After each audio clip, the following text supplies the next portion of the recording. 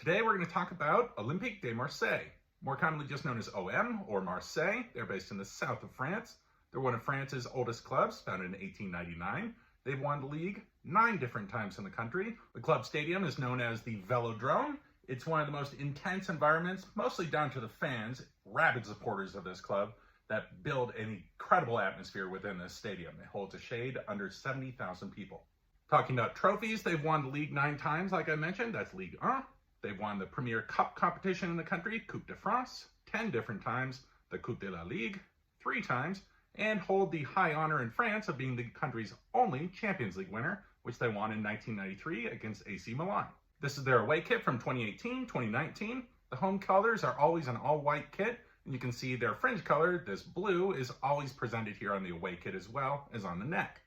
You'll see from the badge here, that blue for an M. It's evolved over the years, but is stuck this way for a long time now. It has a star above it to represent their Champions League title and their motto below it, which roughly means straight to the goal. That comes from their time as a rugby club, but it still fits for football. The club hold a couple rivalries along clubs with them in the south coast of France, but their primary rivalry is the country's biggest match, known as Le Classique. It's with Paris Saint-Germain, who you might know as PSG. This rivalry started to pick up influence in the 1990s, really when it was starting to be marketed that way as the country's big match by a TV channel called Canal.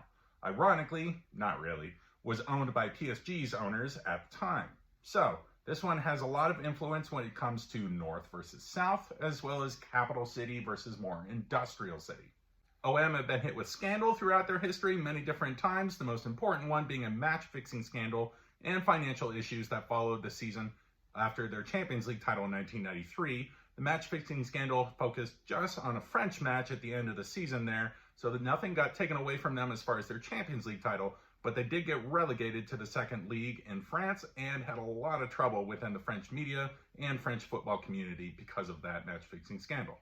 Let's talk former players from the club. There's been a bunch of very important French internationals that have come through here, to start with their captain from the Champions League winning season, that being Didier Deschamps.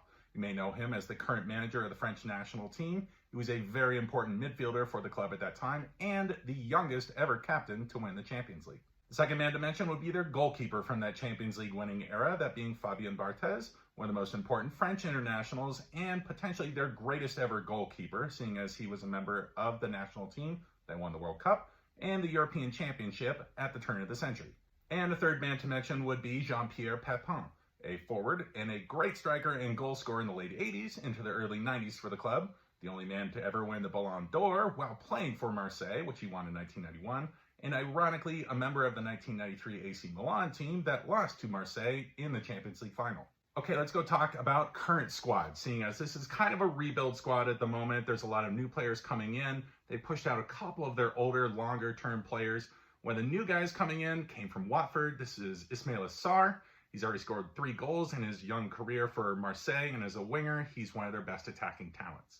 Second man to mention would be a striker they brought in, that being Pierre-Emerick Aubameyang, who's kind of come in from the cold, having had difficult times at both Chelsea as well as Arsenal, with a loan to Barcelona sandwiched between them. He had falling outs at these 2 different clubs here, but he's been given an opportunity at Marseille. He's towards the latter end of his career rather than the early end, but he's a good influence and a good goal scorer to build around.